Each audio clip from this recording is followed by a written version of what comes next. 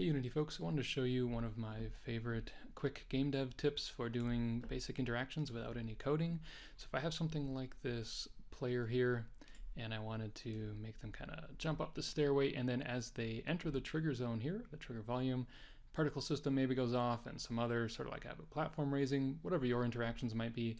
And as I exit, another thing happens. In my case, the lava starts raising, something like that. So it could be anything you want it to be, but we can do this without any code at all. It's really simple and super easy to reuse.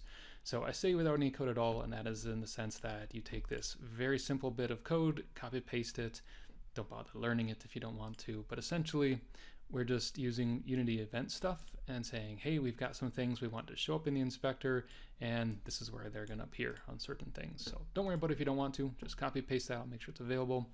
But then what you do is take an object and just apply it on. So let me just remove these so we can set it up ourselves. So when you apply this script here, trigger volume or whatever you end up calling it, it's going to show you the items that we set up here. So in my case, I just set up two basic ones to occur when the player enters the trigger or exits it. And those are standard Unity functions, but I've added these as events so that they're going to show up in the inspector. And this means I can really simply, and again, this is like, you can drop this on anything. You can, as a coder, you can set this up and then give it to your artist so they can do what they want, or just copy paste it in. But here I'm going to say add one event, and what I want is when the player enters this object, so enters the trigger volume here, so I put it on the trigger entered item, I want that particle system to occur, to go off. So I'll just drag drop the particle system into the target here, and then choose what I want to happen. So this function area will pick whatever it finds from the target. So in this case, because I dropped in a particle system, it says, hey, I see you've got a game object, so you could turn something on and off, transform, and the system. So what I want to do is choose play. Careful here, it'll say what things are. So if it says bool, that means it's a on off. I always wonder why that's called a bool for boolean. But anyway, that's just going to turn something on or off. We want this function. This is going to actually make the animation or make the particle system play. You can see it has the parentheses with nothing, so we'll do that. And now what'll happen is as the player hops into that, I'll hit play so we can take a look at this. That particle system is going to be triggered immediately. Let's just pull this up so it's a little easier to see. So looking in the game view here, as I move the player into the volume, you see the system is set off, the particle system. So the second part is we want to make the platform that I have, this little thing here, move up so that the player can jump onto it. So what I've done for this is used a spline, which I'll maybe go over a little later in a separate thing to talk about how to use this, but it's a great way to not have to use animation if you want to make it, I think, a lot simpler and more visual to see what you're doing, because it just moves along the spline. So back on the script, I want to add another event, and I'm going to drop in the object that's going to move. And that's because the object has this spline animate, which is going to make that happen. Let's reset that. And back to the trigger. So again, I've set the object as the target, and now it's going to show me, hey, you've got spline animate on here. And I can pick play, and that's going to make the spline play. So again, let's take a quick look at how that works. So pulling this up to be easier to see as I move up and pop into here, now that animation plays, or it moves along the spline and the particle effect is happening. So pretty close to done. The last one we want to do is set up the exit. So I want when the player exits this, that the other lava, or well, the lava starts moving up. So down here I have that exited item. I'll click plus to add, and this time I'm going to choose to target the lava item.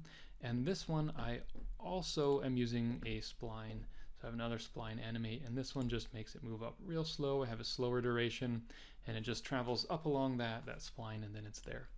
So back to the trigger volume, same thing over here, spline animate and play. And now I have all the parts put together. So again, really easy to just hit plus, add all these things. And if you have custom scripts, the beauty of this is it just sees everything you have on there and says, hey, what do you want to do with it? We see you've got this available. You could use it to change how long the animation is taking. You could tell it to start, restart, all sorts of fun stuff, or if you have, again, custom things. Use this for your doors to open and close, to add a key into your player's inventory.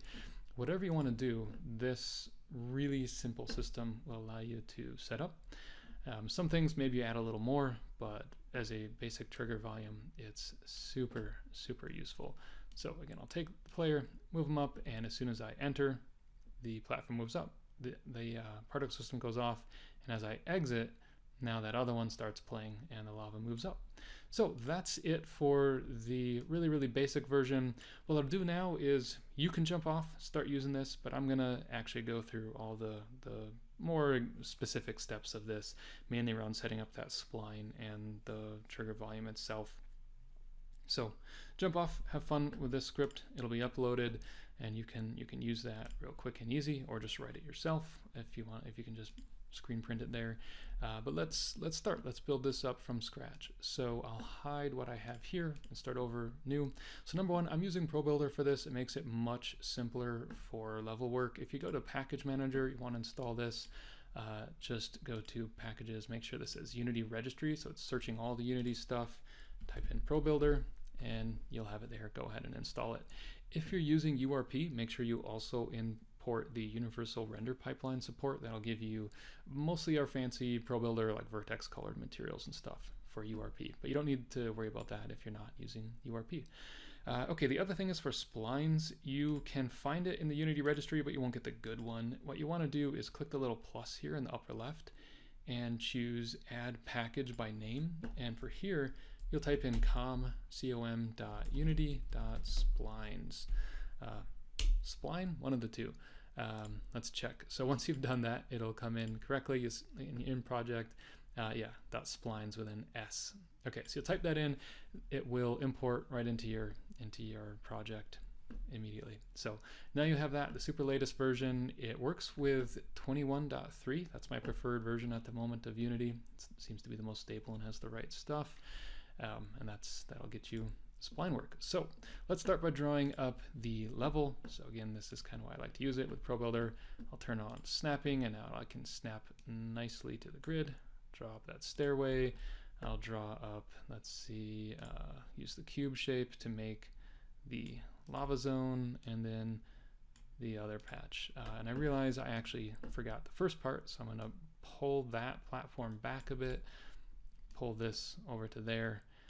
Oops, that's too far. Let's just pull those back, and then I could duplicate this, or just for fun, I'll draw a new shape in because I really enjoy the interaction. Okay, we also need the part that's going to move up. So because I'm working on the grid, I know this is exactly 2 by 2, so I can easily draw out that little platform, maybe right about that tall, so it'll move up.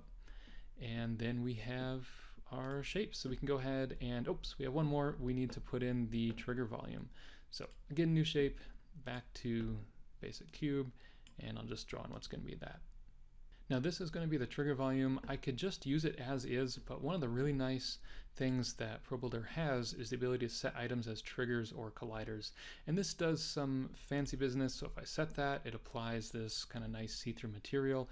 And it also adds a trigger behavior script, which means that as long as this check mark is on, whenever I hit play, or go into play mode, or in your actual game, of course, this object is just going to disappear. So you'll see once this enters, there, it's gone.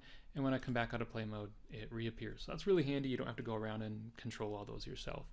And you can also do that with the set collider option. So if you wanted to have something sort of to just block the player, that shouldn't be this object, but pretend it is. Again, it applies a slightly different material, so you know that's a collider. And when you hit play, that's going to disappear. I'll just undo it because I don't want that in this case. So this is the trigger. It's just a regular object at this point, not doing anything. I will add the volume, so you can drag and drop into the scene, drop it on, or over here into the inspector, however you prefer to do it. You could also use the add component method. So this has the trigger volume. We've already shown how you set up all those, so I'm not going to go into it right now, but you'd add in your trigger items. Let's go ahead and actually set up this moving object with a spline. I think that's the most important part here. So to do this, the first thing, right now, I have the pivot over here at the bottom. It's not really useful that way. I'd rather have that be at the top so I can just work with it more easily. So I'll go into vertex mode, select that top vertex, and down at the bottom click on set pivot.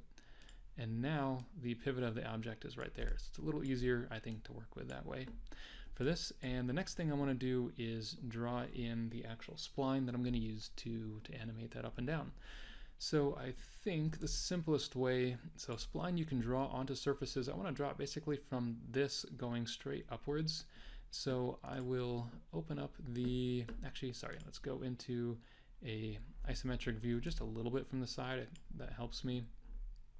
And I'll choose game object, spline, draw splines tool. Come to think of it, I didn't need to do that at all.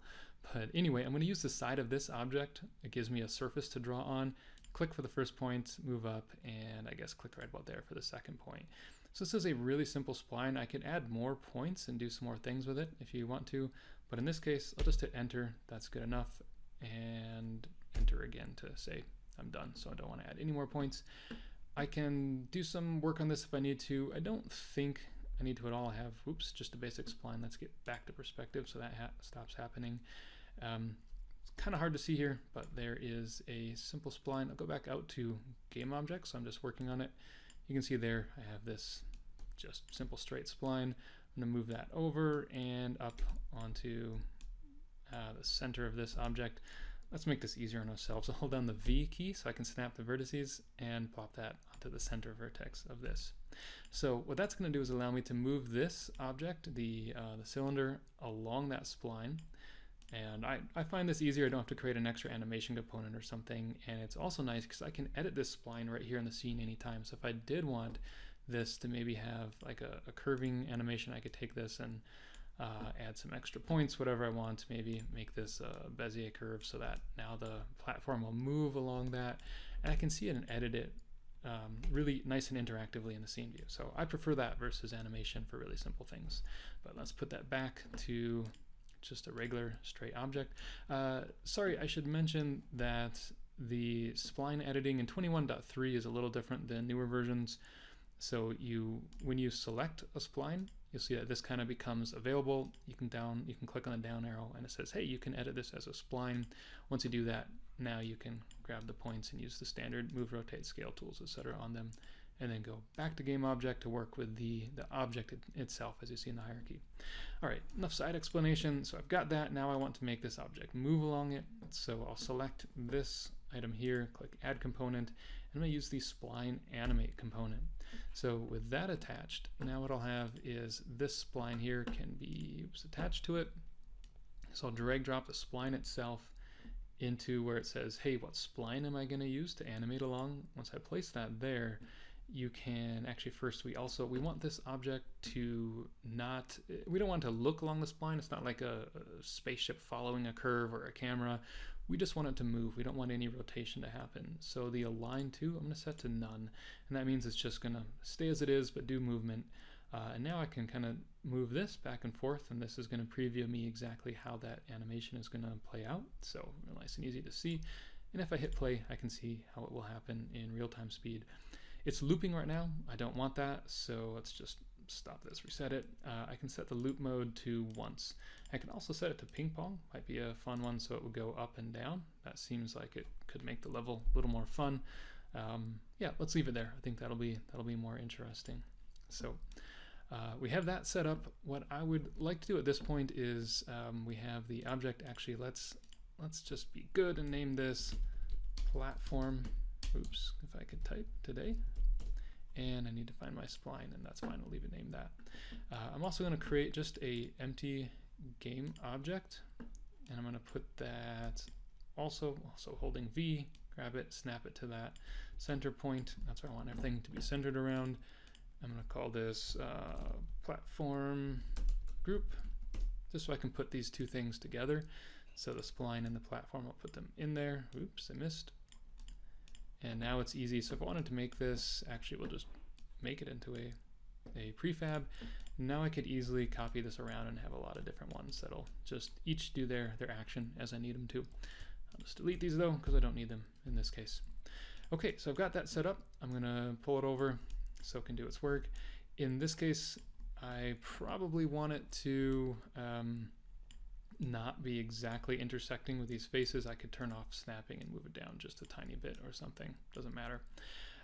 Okay, so let's see if this works. Let's make sure and just give it a quick test on this. Again, I'll add my quick script here. I'm going to say platform is going to do the spline animate play, and then I need to have a object that's going to make this happen. So the last thing we'll do here, just to make sure it's clear, is I'll create maybe a quick capsule, usually the standard player, and snap that over here to the start somewhere. That didn't work great. I'm just going to use, again, the V key to kind of push that down where I want it to be in the world. Okay, good enough. And this, so in order to make the trigger work, we need to make sure it has a rigid body on it. So I'll choose that. I want it to be kinematic, which means it's not going to just suddenly start falling out of my level. This is only, it'll be controlled. I can actually turn off gravity as well. So that's what I want in my case. Otherwise, that's a little different tutorial. But for a very simple object, this will make it work. Now let's save what we have and hit play. So what should happen is when this object intersects with that, it's gonna make the thing work. Oops. So I think we left that at play on awake. Let's double check. So I'll go back to my platform, check, and yes, indeed, I left it at play on awake. We don't want that to happen. So let's turn it off and then go back into play mode. Okay, so now if I take the object, and again, that trigger just disappeared. It's invisible now because I set that to happen as I move it. It enters the trigger zone, so now that starts playing, and there we go. So simple as that. You can set up some basic interactions in your game, and you don't have to use any coding. Just use those real nice Unity events there. So I hope folks enjoyed this, and especially the extra detail at the end, unless you otherwise jumped out at the first 3 minutes. That works as well. So I will make sure and have this code attached to the video, and let me know if you have any questions or troubles with that. Same with splines, Probal, or whatever. Feel free to ask, of course. All right, thanks for looking, and have fun creating.